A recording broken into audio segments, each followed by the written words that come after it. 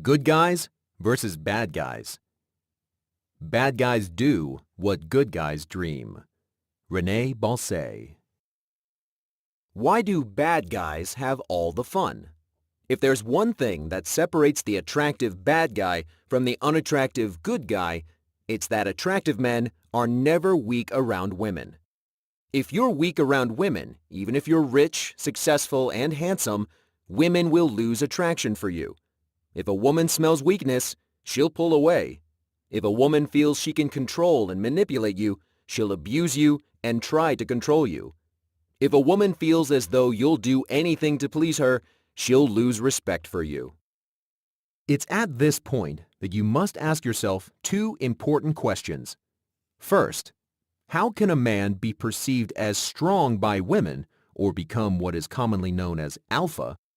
And second, is a man born alpha or does he become alpha over time?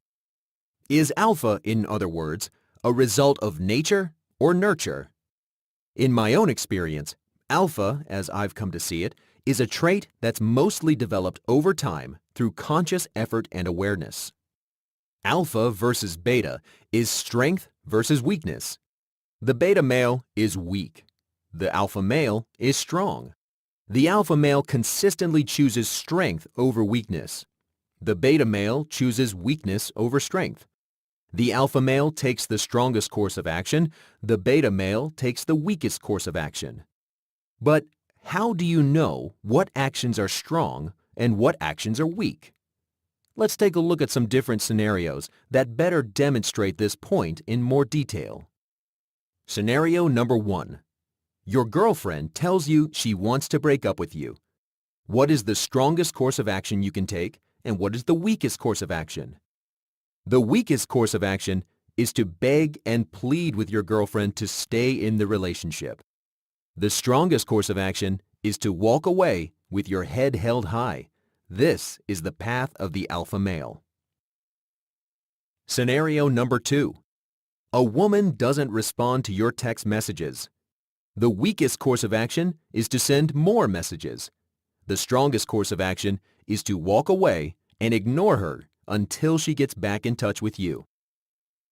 Scenario number 3. Your girlfriend tells you she just wants to be friends. The beta male accepts the offer of friendship, hoping things will change in the future. The alpha male, again, walks away and ignores his girlfriend until she changes her mind. Whenever you're in any doubt about how you should interact with women, ask yourself one important question. What's the strongest course of action I can take? If you're being honest with yourself, you already know the answer. Strong actions and behaviors are actions and behaviors that make you feel good about yourself. If you choose the strongest course of action in all areas of life, it won't be long before you project an alpha mindset without even thinking about it. At first, adopting an alpha mindset is a conscious decision, but over time, this thought process becomes a natural part of who you are. An alpha mindset endures not just because it's guaranteed to get you more women and more sex. An alpha mindset endures because it's the right path to follow. It's the path to self-respect, freedom, and dignity. And just as weakness is the ultimate attraction killer, strength is the ultimate aphrodisiac. The nice guy beta male who tries to please women by pretending to be kind and chivalrous does nothing to instill attraction. All he does is conceal his true thoughts and feelings. In reality, the nice guy is not nice. He's lying to himself about what he wants, and he's lying to the world around him. The nice guy pretends he just wants to be friends with women, even though being friends is the last thing on his mind. The nice guy thinks that by being nice, women will be compelled to like him in return. The nice guy rushes to a woman's defense with the hope that she'll reward him for his chivalry. The nice guy says he's not interested in sex when it's all he ever thinks about. This is in contrast to the bad guy alpha male who does the exact opposite. The alpha male doesn't care if people like him or not. The alpha male has no interest in defending women or saving them. The alpha male makes it clear that he's interested in sex and that he would love nothing more than to be intimate with a woman. As you can see, the bad guy is not really a bad guy. He simply speaks a truth that few men dare speak. An alpha male embraces all that is masculine. He doesn't care what society thinks or what his family, friends, and other people think. The alpha male walks his own path and marches to the beat of his own drum. If he wants something, he goes after it. If he wants to become intimate with a woman, he lets her know without worrying about rejection. Part of the reason why alpha males can feel so confident and self-assured is that they don't rely on other people for validation. An alpha male never seeks validation from women. Therefore, women are unable to rattle him or affect his confidence in any way. The alpha male also lives in a state of abundance. If a woman rejects him, it's no big deal. There are plenty more fish in the sea. Most men are scared. They live their lives in a constant state of fear and anxiety. What happens if I get rejected? What happens if my wife leaves me? What happens if I lose my job? These are just a handful of fears men struggle with on a daily basis. But why are men so afraid? Men are afraid because they believe they have limited options in life, which in turn makes them feel powerless and helpless.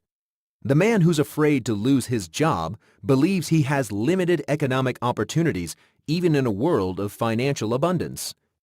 The man who's scared his wife or girlfriend will leave him has the misguided belief that he'll never find a woman better than his current partner. Women can smell weakness like a shark smells blood. When you see yourself as weak, helpless, and powerless, women can't help but see you the same way. In my discussions with men who have successfully made the transition from beta to alpha, I've noticed that these men all share one thing in common. They embrace masculinity.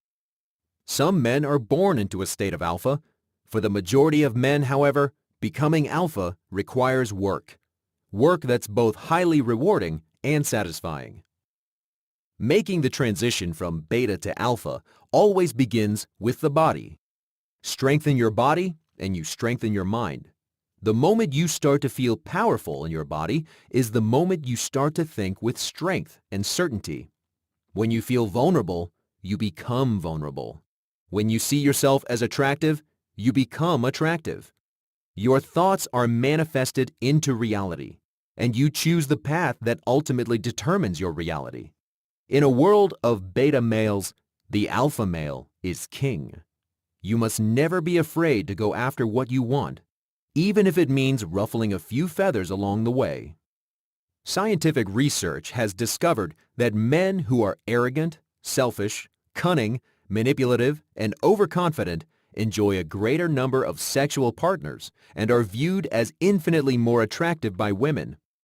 Women are also more attracted to men who display more dominant characteristics. One of the main problems with dominance is that it's often misconstrued as aggression. So, what is the best way to define dominance? A study conducted by the University of New Mexico attempted to break dominance down into 3 distinct components. 1, social, 2, financial, and 3, physical. In the New Mexico study, the researchers discovered that women rated physically dominant men high in both attractiveness and social dominance. The effect of financial dominance on attraction, however, was found to be inconsistent to the extent that financial dominance in and of itself was not a reliable indicator of attraction. The New Mexico study also discovered that attractiveness was strongly correlated with the number of one-night stands a man was likely to have.